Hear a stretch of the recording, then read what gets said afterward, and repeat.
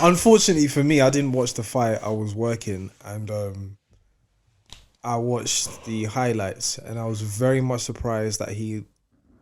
Firstly, anybody who's inexperienced in boxing shouldn't really be going the distance at all with somebody who is a seasoned and who is the lineal champion and actually a heavyweight champion of the world in one division. Facts.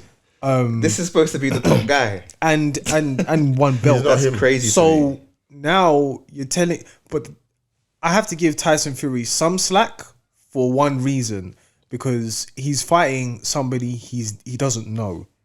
All of these other fighters, he can look back and then at least gauge, saying this is how we're gonna fight this guy.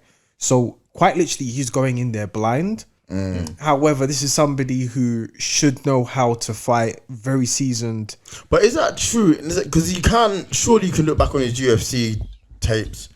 And no, that doesn't mean anything. It doesn't mean anything. Okay. The UFC is a completely different sport. It's like comparing an axe to a sword. Okay. They can do both damage, but they're not the same weapon. Yeah. And the thing is that when it comes to Francis Ngannou, yes, he's a very good fighter, but he shouldn't be able to go the distance with somebody like that, with somebody as well seasoned. And I think that's probably more. You have to give praise to Mike Tyson. Mike Tyson and his team to actually like sit down and say, this is how we should box the guy, because now they trained Francis. Yeah, they have the whole footage. They know exactly how to combat him.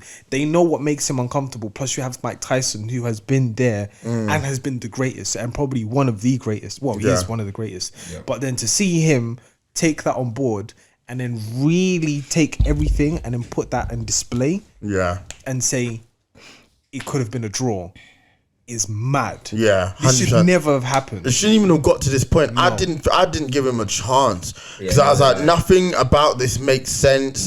He's from a completely different sport. Like, I just couldn't make any sense of this. I didn't even when the fight was announced and I was like, it was happening. I was like, boxing keeps doing this where it's just a payday. And this is why you man are going to get caught out, because you shouldn't be having this fight. Now he's talking about if Usyk doesn't fight in December, he'll get sued. Now my man's saying, see you next year. No, come back. No, it's funny. That's funny because Usyk was basically saying, listen, I'm slightly injured and I need to recover. And then Tyson Fury said, if you don't fight in December, you're going to get sued because that's the date. Then he turns around and says, no, we're fighting. And then after that match, Usyk comes out with a press run and says, yeah, he needs to fight in December, because that's when we said that you're going to fight, right? So if you forget your rest, we're going to fight in December. Now the date is now scheduled for February 20th or something like that. Sounds about right. Which gives them enough rest and enough time to actually... But now it gives Usyk the absolute upper hand. Because now before, Tyson Fury didn't really want to fight Usyk because he's never really had like a chink in the armor where he can analyze and say, okay, this is where I need to go. But because of the Daniel Dubois fight, he's seen something. He said, yep, we're going to have to fight him. And that's that. We are fighting this guy and we have to demolish him immediately. But now they've scheduled both to fight in 2024. And it makes it such an interesting fight because now we actually see both individuals have weaknesses. And now it's going to make it even more interesting.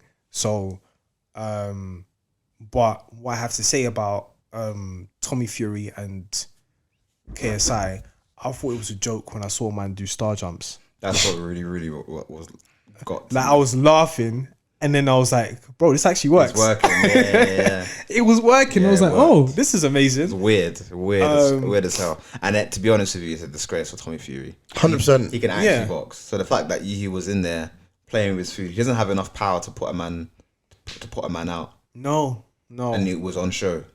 And that's the sad part. He's just not a good boxer. I think that's clear to see at this point.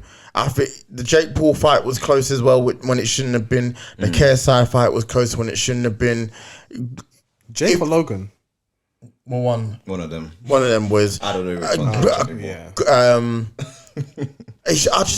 It's ridiculous.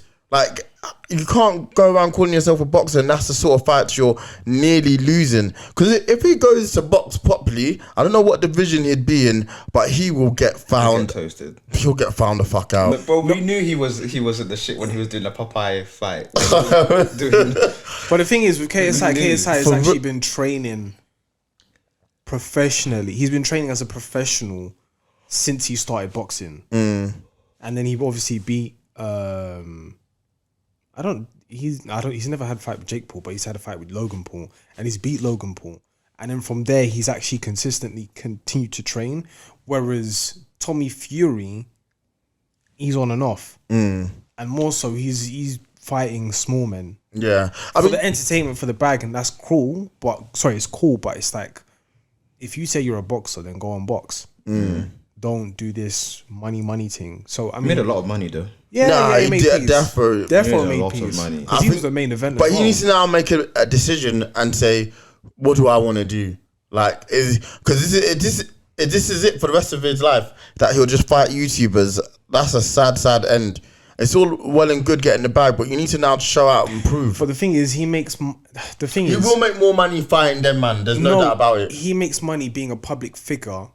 I don't need to mash up my face. I don't need to go on a 6-week or 12-week training camp where I need to lose weight, cut weight, focus on a fight where I could just be a public figure. These small fights, of course, I'm going to make money in a bag.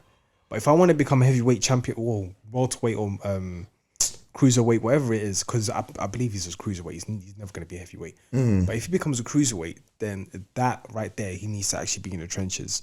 And how old is he? What, 25? Yeah, maybe even older. Definitely. Yeah. So I'm going to say that it's not in his best interest to be fighting consistently. He will just be a public figure. And that's that. Make your money, make your coin. But if you're going to say that you're a boxer, then bro, go in the trenches. Yeah, 100%. That's the point. He has to put up a shut up now. Like, and he said at the end of the fight, I'm done with all of these YouTubers. Please be done. I'd like to at least see you try and do what you say you are, which is a boxer.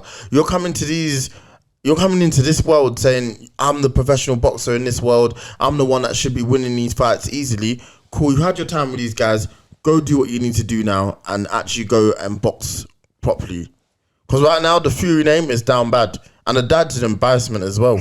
Man was standing there with his shirt off in the lineup with Tyson and Ngannou. I said, you're. I don't know what his thought process was. And he was ready to fight fucking KSI as well. I don't know, what did the dad ever do? Was he a boxer himself? He was ready to fight Dillian White. And Tyson Fury said, no, you got to chill. Because right now we're in Croydon and anything can happen here. We're in South. Why were they in Croydon? Because that's Box Park. That's where they did weigh-in. Yeah. Weighing at Box Park is hilarious. That's